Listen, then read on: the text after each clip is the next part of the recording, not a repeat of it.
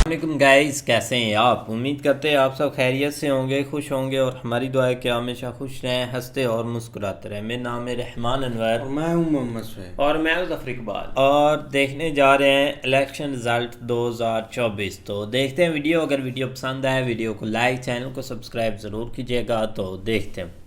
तो भाई लोगों, चुनाव के नतीजे आए, 2 दिन हो चुके हैं। एनडीए को पूर्ण बहुमत मिल चुका है, मगर 200 सीटें पार कर चुके इंडिया अलायंस के नेता अब भी इतने जोश में हैं कि शक हो रहा है कि कहीं ये लोग पुरानी लोकसभा बिल्डिंग में घुसकर वहीं से सरकार न चलाने लगे बे। हालत ये कि बिहार से 4 सीटें लाने वाले तेजस्वी यादव भी 240 सीटें लाने वाले नरेंद्र मोदी को हुल दे रहे हैं। उनसे नैतिकता के आधार पर इस्तीफा मांग रहे हैं।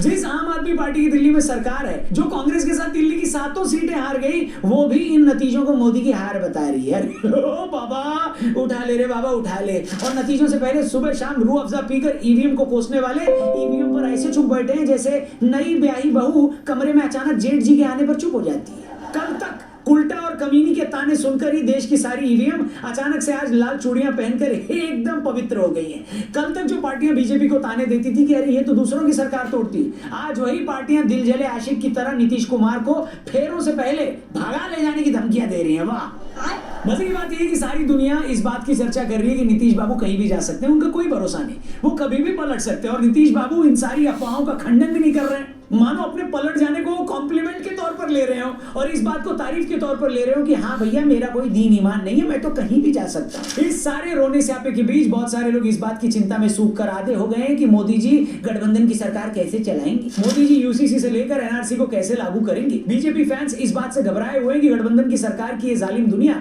क्या हमारे मोदी जी को काम करने देगी या नहीं। क्या नई सरकार में मोदी जी पहले की तरह खुलकर बैटिंग करेंगे या एनडीए की तीसरी सरकार खत्म होते होते वो भी मनमोहन सिंह हो जाएंगे। ये ऐसे सवाल हैं जिसका जवाब हम आने वाले दिनों में देंगे, मगर आज के वीडियो में हम कुछ बेशर्मों की खबर लेने वाले हैं। कौन है ये बेशर्म? आइए आज उन्हीं के बारे में इस फनतंत्र में बात करेंगे। वीडियो पसंद आए तो इसे और भी लोगों तक जरूर पहुंचाना, शेयर करना, आपका शेयर करना बहुत जरूरी है और चैनल को भी सब्सक्राइब करना। और भले ही जिले इलाही तिहाड़ में ही क्यों ना हो, लेकिन उनसे इजाजत लेना तो बनता है। सर शुरू करें।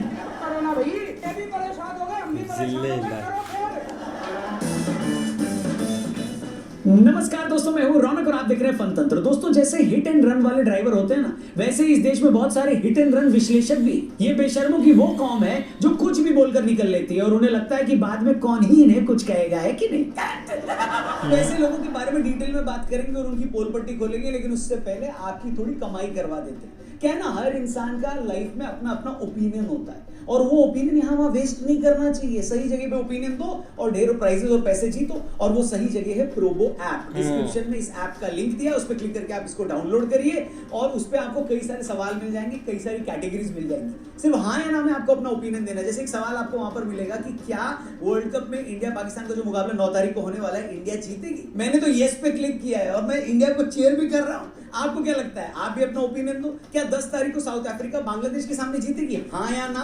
ऐसे आसान से सवालों के जवाब देकर लाखों रुपए मर्सिडीज कार और महिंद्रा थार जीतने का आपके पास मौका है, और जीतने के बाद उसे आसानी से विड्रॉ भी कर सकते हो। तो जल्दी से प्रोबो ऐप को डाउनलोड करो, डिस्क्रिप्शन में लिंक दिया और मेरा कूपन कोड लगा के 500 रुपए तक का वेलकम बोनस भी पाइए। वीडियो में आगे आइए। आपको याद होगा, चुनाव से पहले इसी बेशरम गिरोह ने ये माहौल बनाना शुरू कर दिया था कि कैसे भारत में डेमोक्रेसी खत्म हो गई है, ये इस देश का आखिरी चुनाव होगा। ये प्रोपेगेंडा फैलाने वाली बाहर की एजेंसीज का हवाला देकर आपको ये बता रहे थे कि कैसे इंडिया का डेमोक्रेसी सूचकांक दुनिया में सबसे खराब है। ये वही लोग थे जो ये साबित करने पर तुले थे कि देखो, मोदी ने तो चुनाव आयोग में अपने लोग बिठा रखे हैं, चुनाव आयोग तो मोदी के हाथों बिका हुआ है। 9 मार्च को इलेक्शन कमिश्नर अरुण गोयल ने रिजाइन किया तो ये पूरा गैंग ये साबित करने में लग गया कि अरुण गोयल ने इसलिए रिजाइन कर दिया क्योंकि वो मोदी के इशारे पर काम नहीं करना चाहते। जब इलेक्शन डेट अनाउंस हुई तब भी ये दावा किया गया कि ये सारे शेड्यूल बीजेपी के इशारे पर बनाए गए। सूरत समेत 1-2 जगहों पर जब बीजेपी के सामने खड़े कैंडिडेट ने अपना नाम वापस लिया तो ऐसा माहौल बनाया गया जैसे अमित शाह ने पर्चा भरने से पहले इनके बच्चे किडनैप करवा लिए।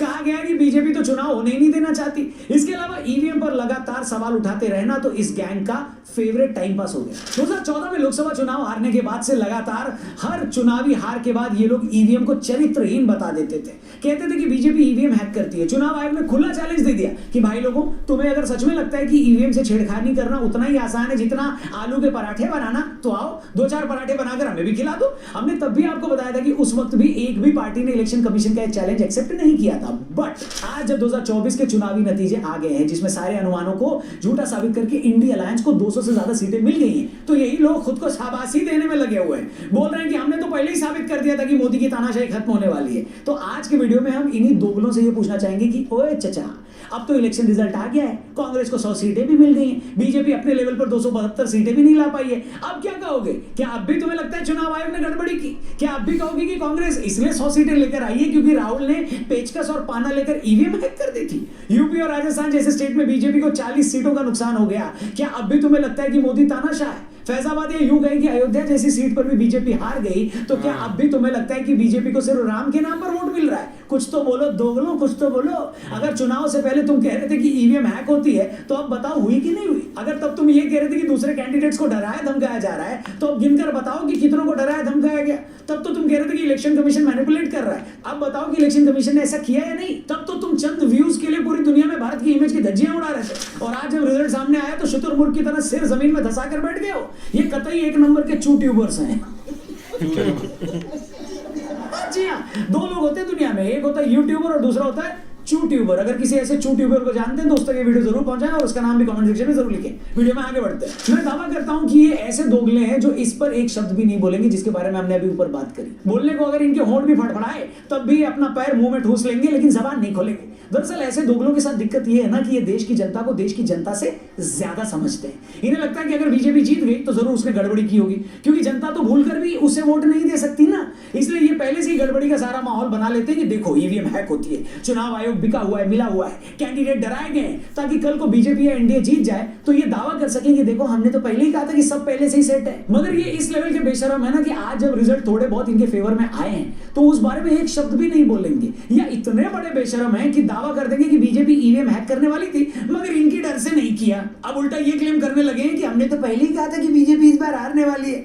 मतलब यार क्या बोले, कितना भी लिबरल हो जाए हम लोग, कितना भी खुद को काबू कर लें कि ऐसी बात करने वाले को गीली चप्पल से नहीं मारना चाहिए, नहीं मारना चाहिए, मगर एक बात बता दो भाई, ये दोनों बातें एक साथ कैसे हो सकती है? एक ही आदमी एक वक्त में हिटलर भी है और वो हिटलर इतना कमजोर भी है कि एक चुनाव तक मैनेज नहीं करा पा रहा। एक तरफ बीजेपी विपक्षी कैंडिडेट्स को डराती धमकाती भी, और दूसरी तरफ ऐसे लोग भी जेल से चुनाव जीत गए जो एक तरह से अलगाववाद के आरोपों में जेलों में बंद है। अब ये सब एक साथ कैसे हो सकता है बताइए? इसलिए जरा भी शर्म है तो अपनी पुरानी बातों के लिए देश से माफी मांगनी चाहिए लोगों को, मगर भगवान के लिए इस देश की डेमोक्रेसी का और इसके सिस्टम का मजाक उड़ाना इन लोगों को बंद करना चाहिए। ऐसे जितने भी चू ट्यूबर्स या ऐसे भी जितने च से भूतिए लोग हैं उनको आप टैग करिए इस वीडियो में और ये वीडियो उन तक पहुंचाइए, ठीक है? और उनसे जवाब मांगना आप लोगों का काम है, जो लोग ये वीडियो देख रहे हैं। तभी ये देश बचेगा और इस देश की डेमोक्रेसी बचेगी। क्या समझे? आप इसे भला माने या बुरा माने, ये इस देश की डेमोक्रेसी की ही ताकत है कि अगर जनता चाहे तो वो जेल में बंद अमृतपाल जैसे खालिस्तानी समर्थक को भी जिता देती है, इंदिरा गांधी जी की हत्या करने वाले के बेटे को भी विजेता बना देती है। ये भी इस डेमोक्रेसी का ही कमाल है कि 2019 में स्मृति ईरानी कांग्रेस अध्यक्ष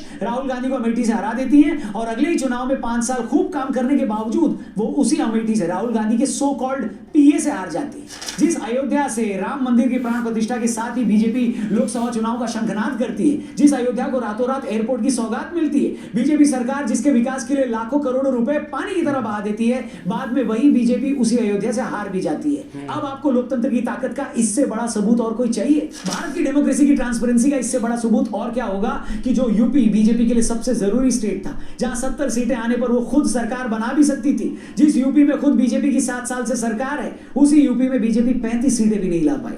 जो एसपी और कांग्रेस 6 महीने पहले यूपी में कहीं गिनती में नहीं थे, वो मिलकर 40 के करीब सीटें ले आए। अब आप ही बताइए, अगर सच में ईवीएम या सिस्टम को मैनिपुलेट किया जा सकता तो क्या बीजेपी ऐसा होने देती? क्या बीजेपी के विरोधियों को 40 सीटें मिल पाती? सच तो यह है कि सपा और कांग्रेस को इतनी सीटें आई वो इसलिए क्योंकि यूपी की जनता यही चाहती थी। सपा को बीजेपी से ज्यादा सीटें आई वो इसलिए क्योंकि बीजेपी चाहकर भी इनका कुछ नहीं कर सकती थी, क्योंकि हमारा लोकतंत्र ऐसा ही है कि यहां वही होता है जो जनता चाहती है। जनता अगर चाहे तो इसी लोकतंत्र में जनता इंजीनियर राशिद को जिता देती है। जो लोग नहीं जानते उन्हें बता दूं कि इंजीनियर राशिद इस वक्त जेल में बंद है।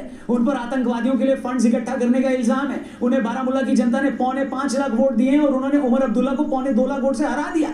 अब चाहे तो इस रिजल्ट पर अपना माथा पीट लें या कुछ भी कहें, मगर जैसा कि मैंने कहा कि इस देश का लोकतंत्र ऐसा है कि यहाँ होता वही है जो जनता चाहती है। अगर किसी को हराना या जिताना सरकार के हाथ में होता तो आपको लगता है कि बीजेपी सरकार ऐसे आदमी को 5 लाख वोट पड़ने देती? अब ये भी इसी लोकतंत्र में हो सकता है कि जहां इंजीनियर राशिद और अमृतपाल जैसे कथित अलगाववादी लोकसभा के चुनाव जीत रहे हैं, वहीं अन्नामलाई जैसे पूर्व आईपीएस चुनाव हार जाते हैं। अन्नामलाई जो इतने शार्प है, जिन्हें बहुत सारे लोग देश का फ्यूचर पीएम तक बता चुके हैं, अन्नामलाई जो 2.5 साल से तमिलनाडु बीजेपी के प्रेसिडेंट है, वो चुनाव हार जाते हैं। वहीं कथित अलगाववादी अमृतपाल इलेक्शन जीत जाता है। अब आप चाहें तो इस बात पर कितना भी नाक मुंह क्यों न सिकोड़ें, मगर लोकतंत्र ऐसे ही काम करता है।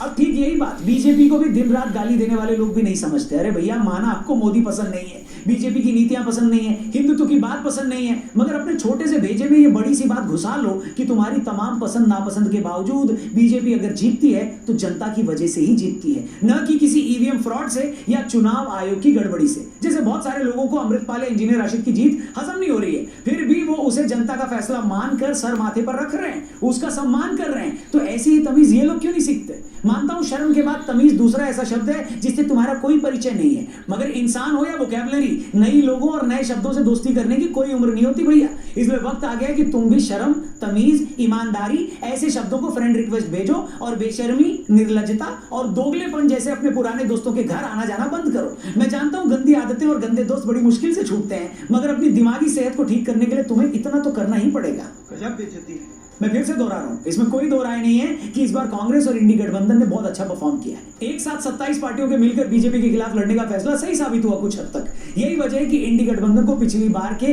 यूपीए से 107 सीटें ज्यादा मिली। इंडी गठबंधन के मजबूत होने से भारतीय राजनीति का मजा डबल हो जाएगा। इन सारी बातों से कोई इनकार नहीं करता, मगर मैं फिर से दोहरा दूं कि अगर एनडीए, जो कि एक ऐसा गठबंधन था जो इलेक्शन से पहले बना था, अगर इस गठबंधन को जनता 292 सीटें देकर जिताती है तो इसका मतलब यही है कि लोग दोबारा से बीजेपी और एनडीए की सरकार ही देखना चाहते थे। अगर कहीं जनता ने टीडीपी और जेडीयू को जिताया है तो इसका मतलब यही है कि उसने बीजेपी की सरकार को ही जिताया है। इसलिए जो बीजेपी के विरोधी है ना, वो 200 पार सीटों में अपने लिए मॉरल विक्ट्री भले ढूंढ ले, लेकिन ये भी सच है कि मॉरल विक्ट्री से पेट की गैस तो दूर हो सकती है, लेकिन सरकार नहीं बन सकती। 5 साल बैठना आपको विपक्ष में ही है भैया। लेकिन इन नतीजों से इतना जरूर हुआ है कि जो लोग सुबह शाम ईवीएम और डिक्टेटरशिप का झुंझुना बजाते थे, कुछ दिनों के लिए वो इस खिलौने को फेंक कर कोई नया तानपुरा उठा लेंगे। लेकिन इतना तय है कि वो चिल्लपों करते रहेंगे, शांत नहीं बैठेंगे, उनकी कर्कशता बनी रहेगी। बाकी आपकी इस पूरे मामले पर क्या राय है? आपको क्या लगता है? चुनाव आयोग और ईवीएम पर सवाल उठाने वालों को अब कुछ बोलना चाहिए? क्या उन्हें पानी की टंकी पर मुर्गा बनकर यूट्यूब पर लाइव आकर पूरे देश से माफी मांगनी चाहिए, नहीं चाहिए? या हम लोगों को उन्हें उन्हीं की गलीज और बेशर्म दुनिया में छोड़ देना चाहिए जहां के वो स्थायी निवासी हैं? जो भी आप इस बारे में सोचते हैं कमेंट करके जरूर बताइएगा और वीडियो ज्यादा से ज्यादा लोगों तक पहुंचाइएगा। शेयर करना बहुत जरूरी है क्योंकि सच सबके सामने आना चाहिए। देश में चुनाव आयोग और डेमोक्रेसी कैसे काम करती है, ये इन सारे दोगलों को पता चलना चाहिए। इसलिए ऐसे यूट्यूबर्स तक भी ये वीडियो जरूर पहुंचाएं। वीडियो पसंद आए तो इसे जरूर लाइक करें। बाकी जाने से पहले डिस्क्रिप्शन में लिंक दिया है, उस पर क्लिक करके प्रोमो ऐप डाउनलोड करना मत भूलें। बिल्कुल यार, एक काफ़ी इंटरेस्टिंग वीडियो थी और रौनक सर ने ना आज सही एक उनकी उतारी है कि जो एक कब से बोल रहे थे डिक्टेटरशिप आ गई, ईवीएम हैक हो जाएगी, एक पता नहीं क्या क्या बोल दिया उन्होंने मोदी जी को भी कि वो ऐसे कर देंगे। और ऊपर से ये है कि अब इलेक्शन हो भी गए हैं लेकिन फिर भी उन्होंने वही रट पकड़ी हुई है कि हुकूमत नहीं बन सकती उनकी, वो पीएम नहीं बन सकते, ये करे वो करे। लेकिन उनको ये नहीं पता कि आज के दिन ही शपथ लेंगे पीएम मोदी जी और एक दोबारा से एक प्राइम मिनिस्टर बन जाएंगे। बस इसी चीज़ का वेट है और सबको बस थोड़ा बहुत एक लोग हैं कि वो ये चीज़ मानने को तैयार नहीं।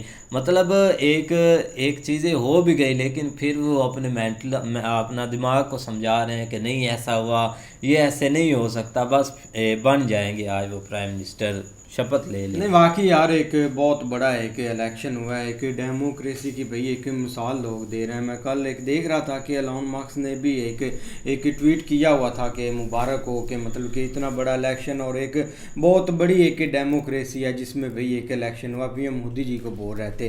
तो इसमें कोई शक नहीं। अब देखो ना, एक देश में जो लोग होते हैं, अब यही सबसे बड़ी एक प्रॉब्लम है हमारे दोनों मतलब कि एशिया साइड पर।